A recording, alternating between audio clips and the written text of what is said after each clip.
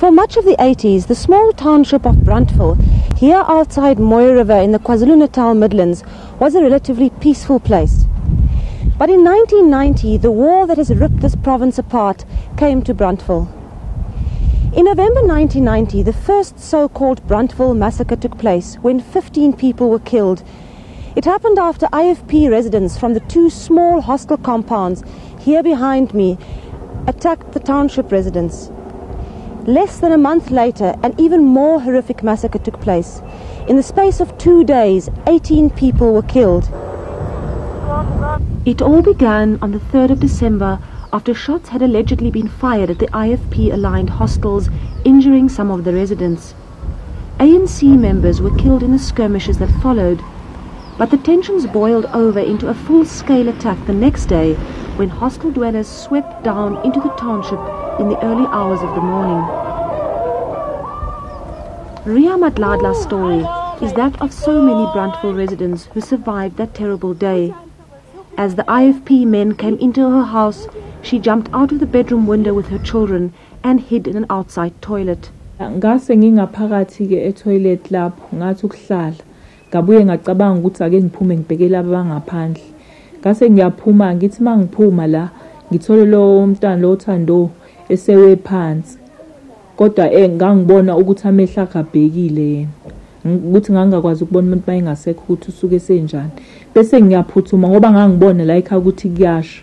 Kuyashunqa ngiphuthume ngize la ekhaya. Ngithi mangithi ngiyadlula la eduze kwamasosha athi angibuyele emuva akekho umuntu ovumelekile ukuthi ahambe manje ngoba bazongibulala labantu bakhona. Bese ngithi mina akusenalutho noma bangangibulala ngoba ngiyazi ukuthi uma wami ungaphakathi akakwazanga ukuphuma. Manje ngizama ukuthi kungcono ngimthole noma isidumbu ngikwazi ukuthola isidumbu sakhe nokuthi sishe.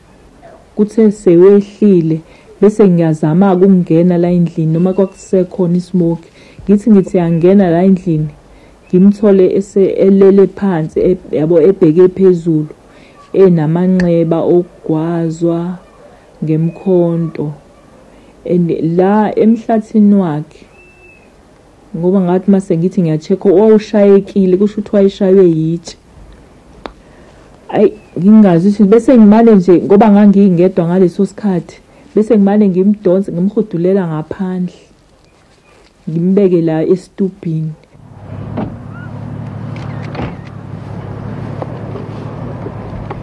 Ria's 6-year-old niece and elderly mother were two of those in the 18 coffins at a mass funeral a week later.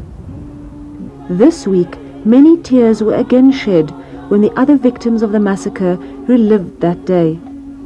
I found her lying dead and her stomach was big and her mouth was wide open and her eyes were opened as well.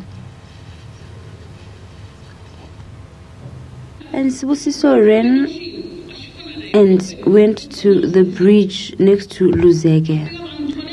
That is where they got him when he was running away from them.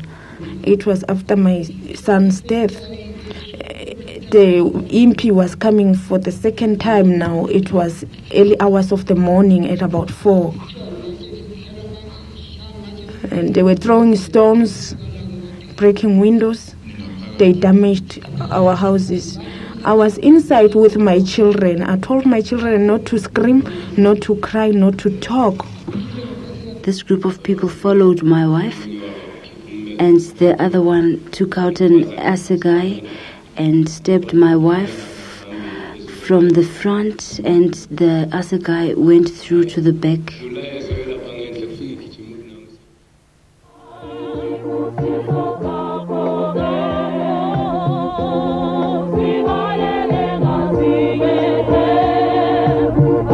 Sibusiso